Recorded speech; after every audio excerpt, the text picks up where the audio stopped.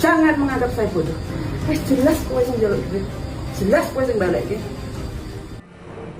Sosok pria bernama Budi asal Kediri, Jawa Timur, menjadi sorotan publik setelah aksinya menipu warga Gunung Kidul terbongkar. Dalam kasus ini, Budi berpura-pura menjadi tim sukses Bupati Gunung Kidul, Endah Subekti, dan juga mengaku sebagai anggota Badan Intelijen Negara BKN. Modus yang digunakan Budi termasuk menjanjikan jabatan ASN kepada seorang kepala dukur dengan syarat membayar uang sebesar 10 juta rupiah. Ia juga diduga menggadaikan dan bahkan menjual mobil milik warga tanpa izin. Aksi Bupati Endah Subekti yang melempar asbak kaca saat berhadapan langsung dengan pelaku menjadi viral.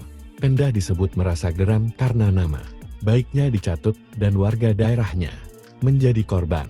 Pertemuan itu terjadi di rumah pelaku, disaksikan oleh sejumlah warga.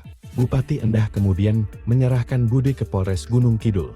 Kanit Pitsus Satreskrim, Ibtu Andang Patriasmono, menyatakan bahwa pelaku telah ditetapkan sebagai tersangka dan resmi ditahan. Polisi juga membuka peluang adanya pengembangan kasus lain, termasuk penggelapan. Endah berharap tidak ada lagi korban atau pejabat lain yang dicatut namanya oleh pelaku, serta mengingatkan masyarakat agar tidak mudah tergiur tawaran pekerjaan yang tidak jelas.